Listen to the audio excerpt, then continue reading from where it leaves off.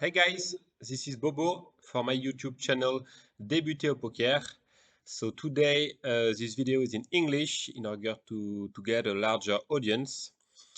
So today I played some cash game on 10 euros tables and we are going to review two specific hands because there are a lot of things to say on them, especially the analyze of villain style and some adjustment to be done based on the action.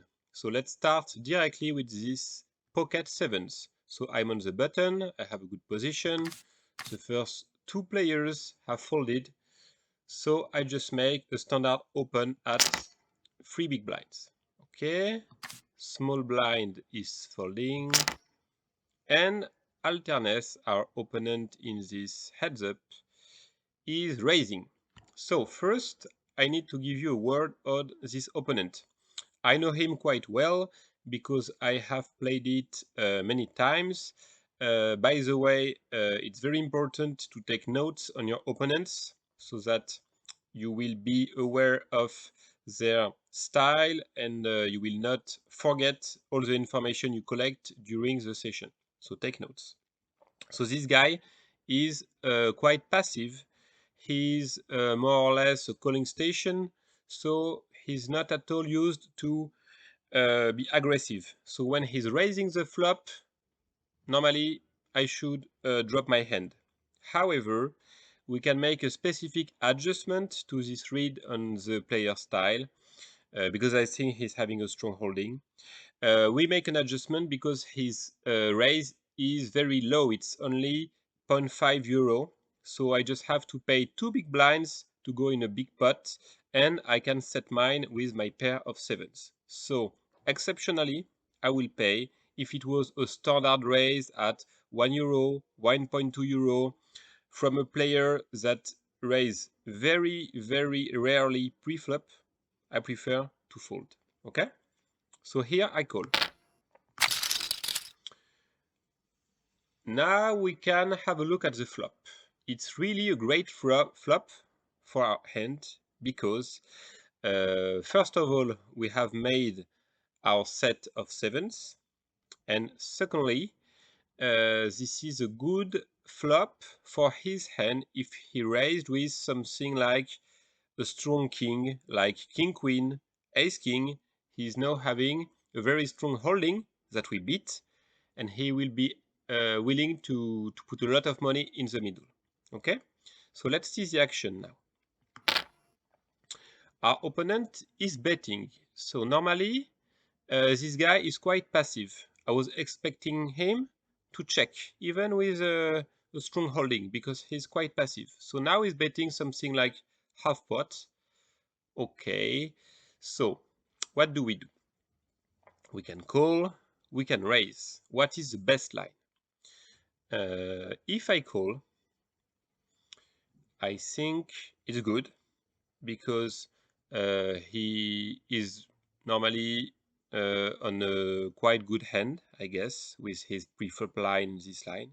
However, it's possible he had something like a pair of 10, a pair of jacks that he raised pre-flop, and now he doesn't really like his hand. He's playing once on the flop and then he will give up. Okay? So I don't think he will be bluffing a lot. So if I call, I'm not sure he will put a lot of more money in the next streets. So I want to put the pot bigger now. In the case he's having a strong holding, because okay, a part of his range would be a pair of 10, a pair of jack, or even nines. Okay, but also he can be having ace king or king queen. So I decide that it could be very interesting if he's having a good holding to raise right now to make a bigger pot. Okay, so I think he has more hands in value than hands in bluff. If he's bluffing and I call, he will stop the bluff. So okay, I will raise right now. So that's what I did, and of course I expect him to call because now he has good pot odds also. But he's making a new raise and a large raise. So now we have two options. We can consider that this player is very, very tight, okay, and that he never raises, and when he does, he has the nuts. So he has a set of kings or a set of queens. Okay, that's possible. However, I think there are a lot of other hands where he can be doing this raise. Let's say he has ace king. Okay, normally this guy is not aggressive. Normally he's not raising a lot, but now he has a very good game with top pair, top kicker.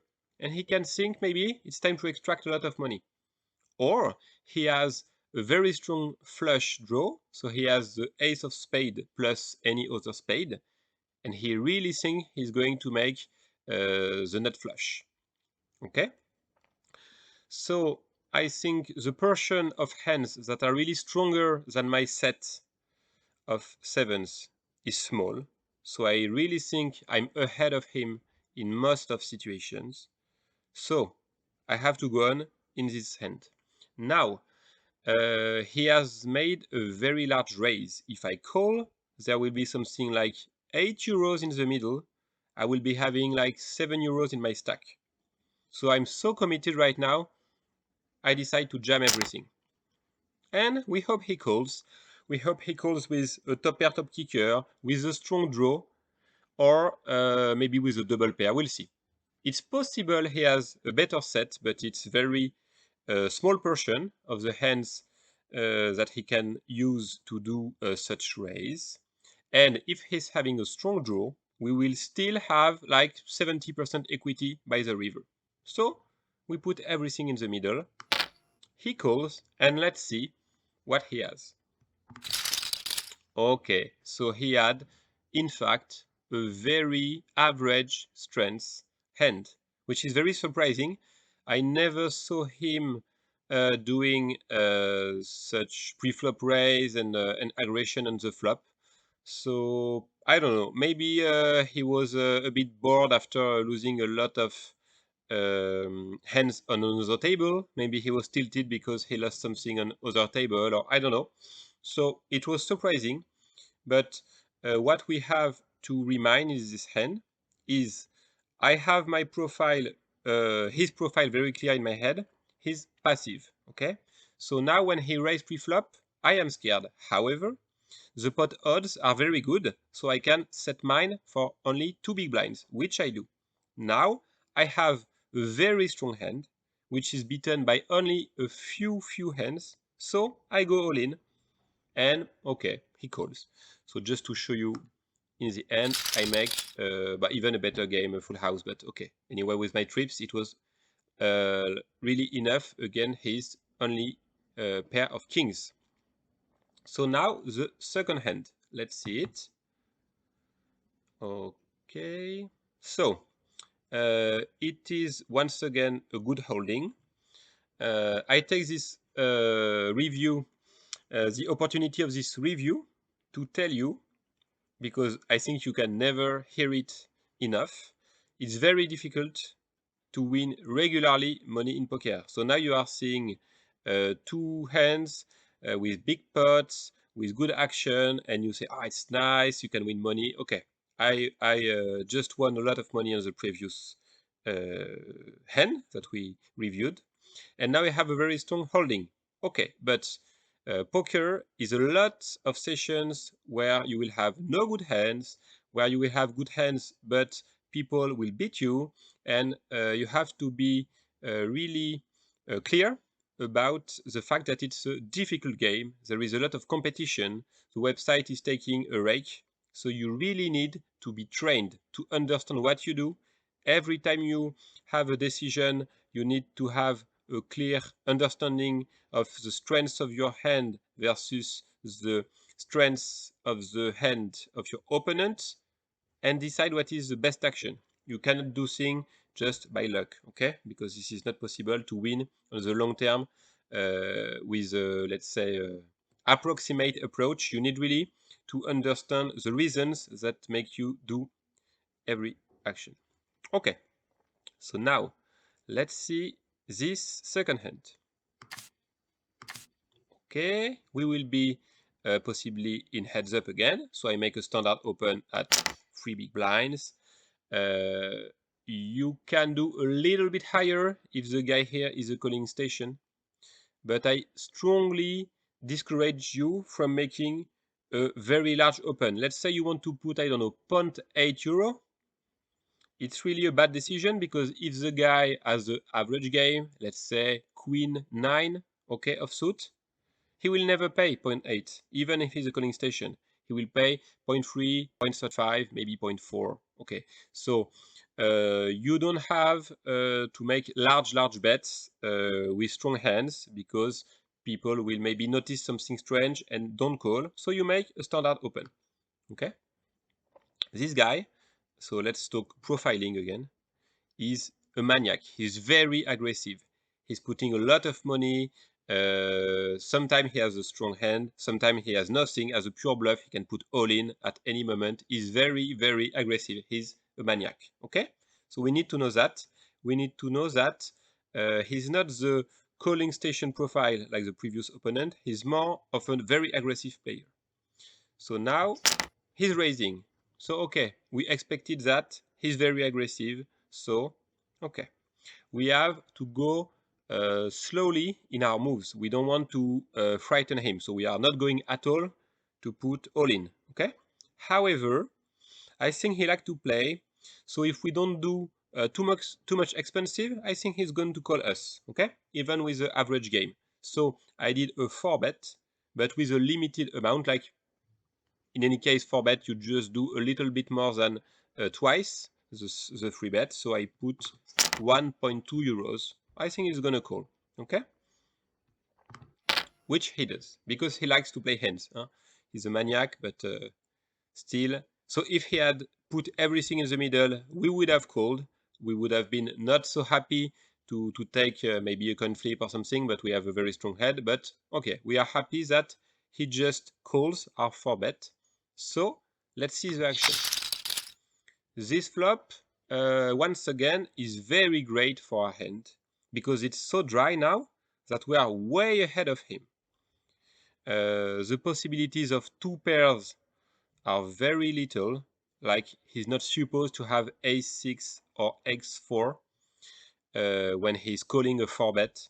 So most likely he has something like, I don't know, ace-10, ace-jack, ace-queen, whatever. He could have a few trips with 2-6 or 2-4 in the hand.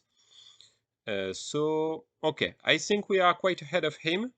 The first hand was a very wet board with a lot of draws. Now there is not so much draws. So it's less possible for him to be interested in continuing this hand. So that's why we are not going to put pressure on him. We are just going to check and see what he does, because as there is only a few hands that are interesting for him, if we put half pot, he will just fold, I guess. But we know he's a maniac, he's very aggressive, so we take a check line. I think it's a good decision. Okay, he checks back, and now we have a 10. So it's difficult to say, because I saw him aggressing almost all the flops, but maybe it's a big pot, so he's not so sure. But okay, now I'm almost certain I'm still ahead of him. I don't know really why he didn't make an aggression on the flop, but regardless, we now have to bet, because if we are going to do another check, we are missing a lot of value against this aggressive player who can maybe raise us with not such a good hand. Okay, so we will make a bet, but I don't want to seem too strong. So if I bet large, he could fold. Even if he's aggressive, he could say, okay, it's not the good situation. So I will bet something like a third for 0.8 euro. I think it's quite good, because now he could be motivated to pay us with a, let's say, average hand, or to try and make a big raise as a bluff. And we would, of course, pay it with our top pair, top kicker. Okay, he's making a raise. It's not a large raise, but it's a good news for us. Now I'm still thinking he's on a sort of a bluff aggressing line with a moderate strong hand, so I will not jam everything because I don't want to make him fold. I still have a very good hand that doesn't require a lot of protection because there are only a few draws. Okay, so I will just pay. Now this card is very interesting and we have to take time to analyze the changes it will do on our strengths on this hand. So we have a double pair, excellent. However, we have also a flush draw that could be completed and a straight draw that could be completed. And on the flop, he didn't aggress. Okay, so with two spades in his hand, it could be logical not to aggress the flop, and with queen and jack, it would be also very logical not to aggress the flop. However, in the turn, when I bet small, with two spades, it's logical to raise, and with jack queen, making a gut shot straight draw, it's logical to raise. So we have to be a bit careful that this card is giving us a double pair, the top double pair, which is amazing. Okay. However, regarding a lot of possible draws are now completed, and his actions by checking on the flop and raising on the turn, that has created a little bit more draws, could be putting us on the safe side just to check. So the normal line now maybe would be either to bet small or to check, because a lot of draws could have completed. Okay, this is a general line, and the line I would adopt, versus a lot of regular players. Now, I know this guy is very, very aggressive, and I think pre-flop, it's not sure at all that he's playing some connected hands like Queen, Jack, or suited hands. He may be coming with total garbage, possibly like a King and a 2, or... Okay. And I think even if some draws have completed, it's not so easy draws, because you need two spades to have completed this one, or the exact combination of Queen, Jack. Okay? It's not such an easy straight draw, and here it's a backdoor straight flush draw, sorry. So he could have them, but I don't think it's so scary. And here we have a lot of value to take with our double pair, so I think it's good to still bet, especially given his profile and given his loose approach pre-flop. I'm not sure at all he has some connected or suited hands often. So I decided to go again on a, let's say, moderate bet, because I think I'm ahead of him in most of situations, even if I'm not sure now because of these possible draws. So I decided to put €2. Okay, and he's going all in. Okay, so against a regular player, and let's say a tight player, this would be representing a very strong holding. And I think we could think about dropping our double pair, our top two, because it would really represent the nuts, like a very strong flush, or maybe just straight. Okay. However, we have €5 to win a €20 pot. So we just have to win in 25% of the situations. Okay. Now, this player is very aggressive, and I'm pretty sure, because I saw him do it a lot of times, he can go all in with really a pure bluff with maybe, I don't know, ace 9, for instance. Okay, just a top pair with a middle kicker. So I don't think I'm going to fold such a strong holding as top 2 versus a maniac. So I know it's very possible he has completed a draw and I lose €5 more. However, I think I have a pretty nice shot at getting 20 euros. So I decide to take the risk because I have only the need to be right in 25% of the cases. So I call. Okay, let's see what he is holding. Okay, he was holding just a pair of 10. So that's why he didn't bet on the flop. He didn't decided to make a bluff. Okay. And then with just a second pair of 10, he decided to raise on the turn. Okay. And then on the river, he missed everything. He had the third pair and he tried a very bad bluff. So the decisions I took were really highly adjusted because of his style, because I decided not to bet the flop because he's more of the aggressive type that could take the initiative and I just have to call.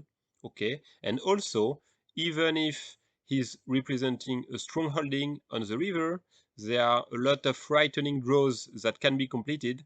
I know this guy is able to go all in with pure bluff. So I take the risk because I have a good pot odds and I win this huge pot. So it's very nice. Nice for my win weight. Just a last thing.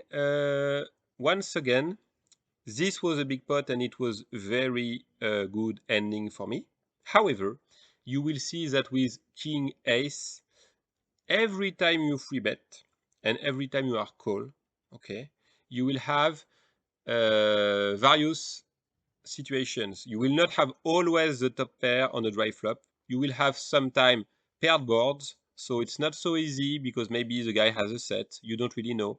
You will have maybe only low cards, so you didn't hit at all, okay? And if there is an aggression on the flop of your opponent, like half pot or 3/4 of the pot, and you didn't hit the flop at all with King Ace, it will be a difficult situation for you. And this will happen at least 2 times out of 3.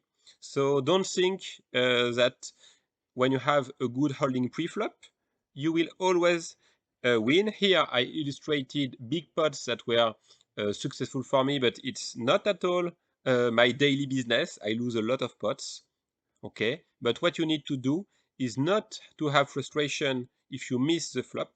Wait for the next good situation, analyze clearly your opponents, what are their range, take the good decision, and in the long run, you will make money. Okay, so I hope you like this video, and I hope to see you soon. Bye bye, guys.